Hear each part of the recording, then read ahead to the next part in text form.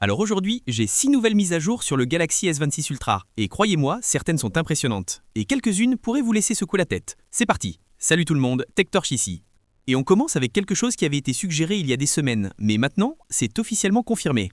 Vous vous souvenez peut-être quand j'ai dit que Samsung allait probablement améliorer la RAM. Non pas en augmentant la taille, mais en utilisant un meilleur matériel. Eh bien, c'est maintenant confirmé.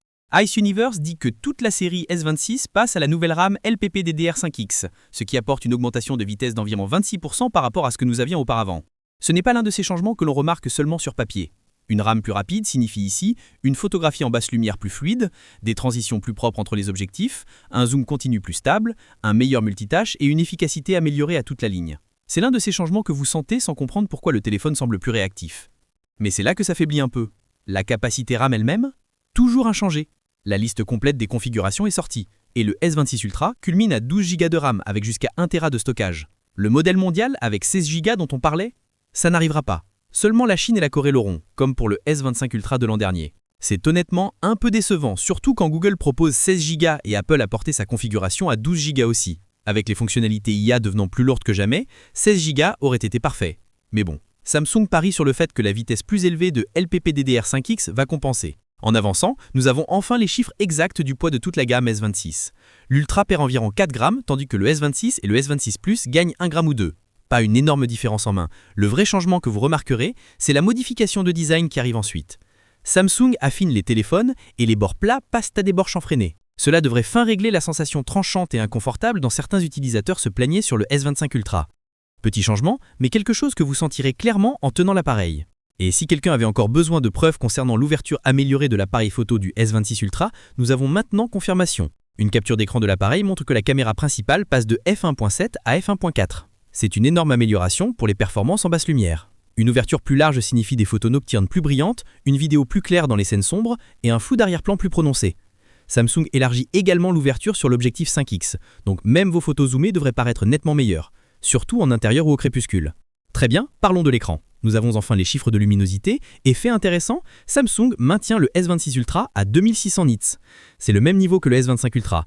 Pendant ce temps, Apple a porté l'iPhone 17 Pro Max à 3000 nits cette année. Normalement, Samsung adore rester en tête quand il s'agit de briller avec les écrans. Mais cette fois, Apple est réellement passé devant, non seulement en luminosité, mais aussi en taille de batterie et en RAM. C'est inhabituel de voir Samsung laisser passer ça. Mais ne vous inquiétez pas, il y a quand même de bonnes nouvelles. Le S26 Ultra est confirmé comme utilisant la nouvelle dalle OLED M14, ce qui signifie une meilleure efficacité, une meilleure cohérence des couleurs et une meilleure longévité globale. Et oui, la fonction d'écran de confidentialité arrive toujours. La seule chose que nous attendons encore, c'est de savoir si Samsung activera le support complet de 10 bits cette année. Même Ice Universe n'en est pas totalement sûr pour l'instant. Maintenant, voici la mise à jour que personne n'a mis sur son bingo. Google vient de rendre QuickShare compatible avec AirDrop d'Apple.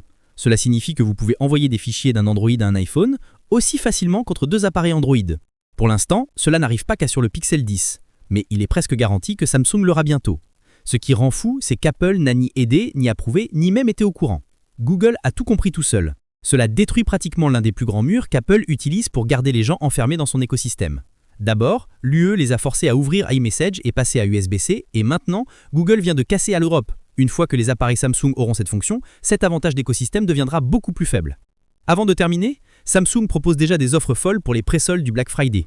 Le Z Fold 7 a une réduction directe de $600 avec stockage doublé et jusqu'à $1000 de reprise. Le S25 Ultra est réduit de $450 également avec stockage doublé. Honnêtement, leurs meilleures offres de toute l'année. Petit conseil, assurez-vous de jeter un œil à ces offres sur un PC. Parfois les réductions ne se chargent pas correctement sur les navigateurs mobiles. Les liens sont dans la description si vous prévoyez de mettre mise à jour.